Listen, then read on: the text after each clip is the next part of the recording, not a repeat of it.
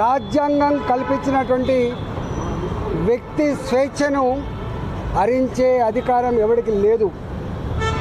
కేవలం anti social elements, దేశద్రోహుల మీద, టెర్రరిస్టుల మీద, ప్రజల ప్రాణాలను హరించేటువంటి దుర్మార్గుల మీద ఏ నిఘా అయితే ఇంటెలిజెన్స్ వ్యవస్థ పెట్టాలో వాళ్ళ మీద కాకుండా ప్రతిపక్ష పార్టీల నాయకుల మీద, నాయకుల కుటుంబ సభ్యుల మీద, నాయకుల పిఎస్లు, పిఏలు, పిఆర్ఓల మీద, చివరికి నాయకుల గన్మెన్ల మీద కూడా నిఘా పెట్టడమే కాకుండా, ఫోన్ ట్యాపింగ్ చేయడమే కాకుండా నాలాంటి వాడు ఏ క్షణంలో ఎక్కడ ఉన్నాడు, ఎవరితో మాట్లాడుతున్నాడు, ఏం చేస్తున్నాడు, ఇట్లాంటి నిఘా ఇవాళ కొత్తగా పెట్టలే.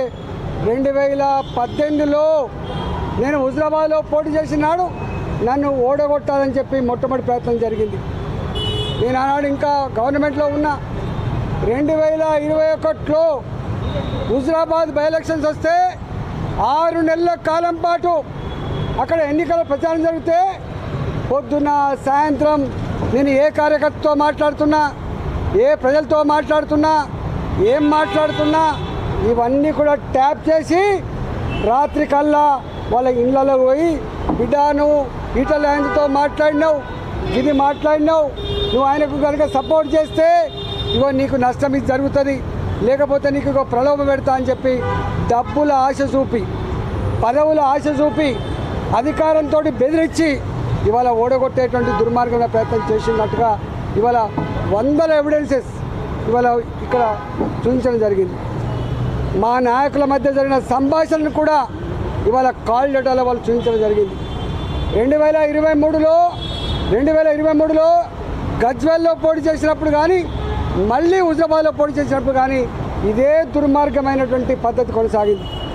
మేము మునుగోడులో బై ఎలక్షన్స్ వచ్చినాడు ప్రతి క్షణం మేము ఎక్కడ పడుకున్నాం, ఎక్కడ తింటున్నాం, ఎవరితో మాట్లాడుతున్నాం, ఏం చెప్తున్నాం, ఇవన్నీ కూడా అంటే కేవలం దమ్ము లేనివాడు, ధైర్యం లేనివాడు, డైరెక్ట్గా యుద్ధం చేసేటువంటి సత్తా లేనివాడు ఇట్లాంటి దుర్మార్గాలు కొనిగడతాడు. ఇవన్నీ నేను డిమాండ్ చేస్తున్నా ఈ ప్రభుత్వానికి. ఇప్పటికే సంవత్సరాలు గడిచిపోయింది. మీరు అనేక కమిషన్లు వేసిండ్రు. ఇవాళ విద్యుత్ కొనుగోళ్ల మీద కమిషన్ వేసిండ్రు, ఏమైందో తెలియదు. ఇవాళ ఫోన్ ట్యాక్ మీద కమిషన్ వేసిండ్రు, సంవత్సరం అవుతుంది, ఏం చేస్తారో తెలియదు. ఇవాళ కాళేశ్వరం మీద కమిటీ వేసిండ్రు, ఇంతవరకు రిపోర్ట్ రాలే. నాకు అనిపిస్తోంది ప్రభుత్వానికి నిజాయితీ ఉందా లేదా. ఇవాళ బీఆర్ఎస్ బీజేపీ ఒకటని చెప్పి మాట్లాడేటువంటి రేవంత్ రెడ్డి గారు సమాధానం చెప్పవలసింది. ఇవాళ మీరు కనుక బీఆర్ఎస్ కాంగ్రెస్ పార్టీ కనుక లోపాయికారి ఒప్పందం లేకపోతే, లాలుచి పడకపోతే ఎందుకు తూతూ మంత్రంగా, ఎందుకు నత్త నడకన ఈ ఎంక్వైరీ జరుగుతూ ఉన్నాయి, ఎందుకు ఎంక్వైరీ రిపోర్ట్స్ బయట పెడతలేరు, ఎందుకు బాధ్యత మీద చర్య చేపడతలేరు, సమాధానం చెప్పాల్సిన బాధ్యత ఈ రాష్ట్ర ముఖ్యమంత్రి గారు ఉందని చెప్పి హెచ్చరిస్తాను. ఇవాళ ఎంత బాధ అవుతుందంటే ప్రభాకర్ రావు గారు డైరెక్ట్గా ఐపీఎస్ ఆఫీసర్ కాదు. ప్రభాకర్ రావు గారు ప్రమోట్గా ఐఏఎస్ కన్ఫర్డ్ అయ్యి ఇవాళ కేసీఆర్ తన సుట్టరికమా, తన చెప్తే పని నమ్మకంగా చేసేవాడా అంటే ఆఫీసర్లు చట్టానికి లోబడి పనిచేసే వాళ్ళు ఉండొద్దు, తన ఇష్టానికి లోబడి పనిచేసే వాళ్ళు ఉండాలని చెప్పి నిబంధనలకు విరుద్ధంగా ఎస్ఐబి అనేది ఒక బాధ్యతాయుతమైన సంస్థ, దానికి ప్రభాకర్ రావు గారిని మొట్టమొదటిగా నియమించారు. 2020లో అనుకుంటా ఆయన రిటైర్డ్ అయ్యిండు. ప్రభాకర్ రావు గారు రిటైర్డ్ అయిన తర్వాత మళ్ళీ ఆయనకు ఎస్ఐబిలో కొనసాగించడం అంటే ఎంత బాధ్యతారహితమో, నిబంధనలకు ఎట్లా విరుద్ధమో, కేంద్ర ప్రభుత్వ మార్గదర్శకాలను ఎట్లా తుంగలు తొక్కిందో ఇంతకంటే నిదర్శనం లేదు.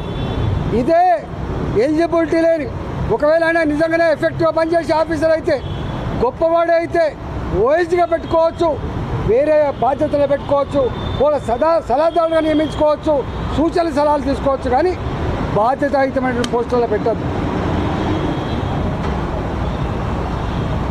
కానీ రిటైర్డ్ అయినటువంటి ప్రభాకర్ రావుని ఒక ఐపీఎస్ ఐజీపీ స్థాయిలో ఉన్న ఆఫీసర్ చేయాల్సిన డ్యూటీలో అక్రమంగా నియమించిండు. ఎస్ఐబిలో అక్రమంగా నియమించడమే కాకుండా చాలా కీలకమైన రాష్ట్ర భవిష్యత్తు కానీ దేశ భవిష్యత్తు కానీ ఇంటెలిజెన్స్ డిపార్ట్మెంట్ కింద ఉంటుంది. ఈ ఇంటెలిజెన్స్ డిపార్ట్మెంట్ ఇవాళ రాష్ట్రంలో ముఖ్యమంత్రి దగ్గర ఉంటుంది. హోంమంత్రిగా ఉన్నప్పటికీ కూడా ఇవాళ లా అండ్ ఆర్డర్ ఈ ఇంటెలిజెన్స్ వ్యవస్థ మొత్తం కేసీఆర్ దగ్గరనే ఉంటుంది, ముఖ్యమంత్రి దగ్గరనే ఉంటుంది.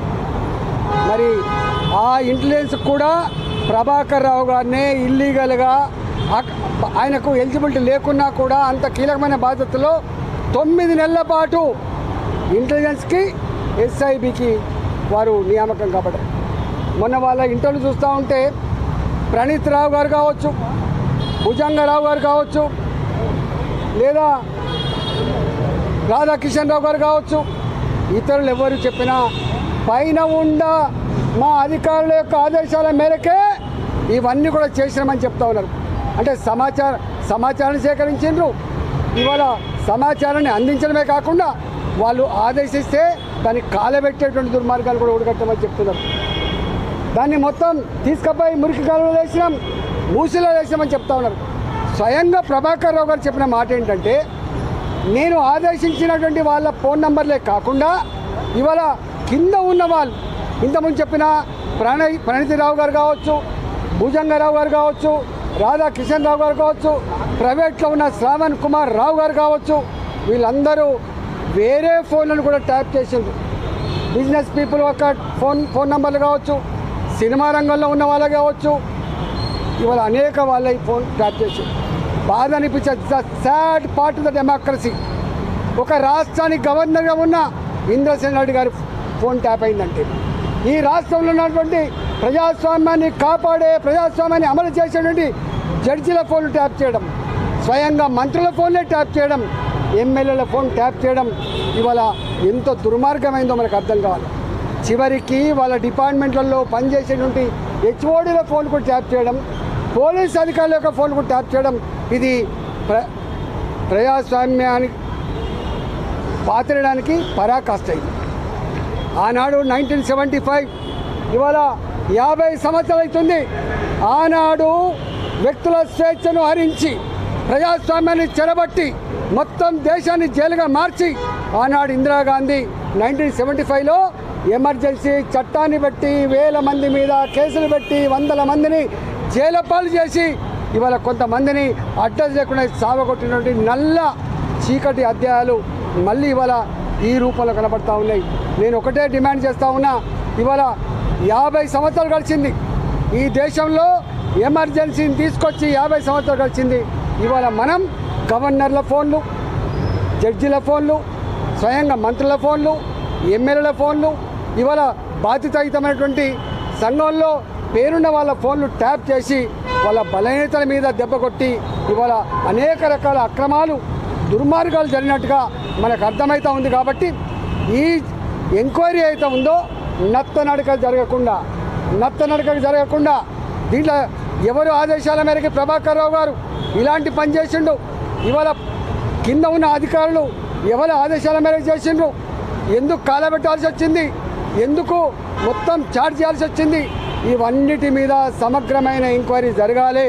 రేపు ప్రజాస్వామ్యం బతుకుండాలంటే, రాజ్యాంగం మీద ప్రజలకు విశ్వాసం కలగాలంటే, ఫండమెంటల్ రైట్స్ ఉండాలంటే తప్పకుండా ఇప్పుడు కనుక చర్య తీసుకుంటేనే ఈ దేశంలో ప్రజాస్వామ్యం వర్ధిల్లుతుంది.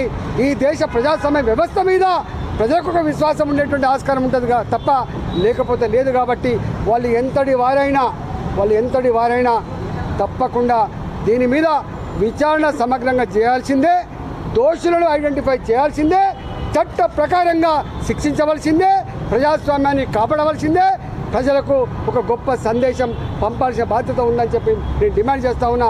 లేకపోతే ఈ ప్రభుత్వం కూడా ఇవాళ వాళ్ళతో కొలుడైనట్టుగా భావించవలసి ఉంటుందని చెప్పి ఇవాల్టి ప్రభుత్వాన్ని కూడా నేను హెచ్చరిస్తా ఉన్నా.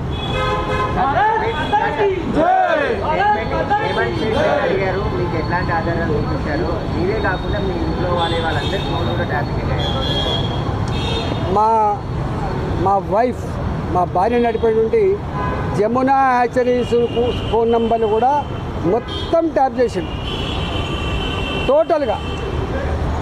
మా వాళ్ళు బిజినెస్లో ఏ మెసేజ్ అయితే పంపుకుంటారో మేమేమైనా మెసేజ్ పంపుతామో అవన్నీ కూడా వాళ్ళ దగ్గర రికార్డు దొరికింది. మొత్తం ఆ చాట్ అంతా కూడా నాకు ఇచ్చింది. నన్ను అడిగింది ఇవన్నీ మీవేనా అంటే ఇవన్నీ కూడా మావే.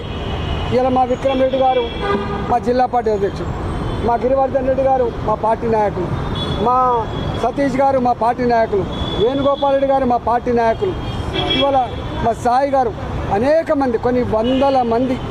హుజురాబాద్లో 2021లో ప్రతి నిమిషం నిఘా పెట్టినట్టుగా ఇక్కడ రికార్డులు ఉన్నాయి.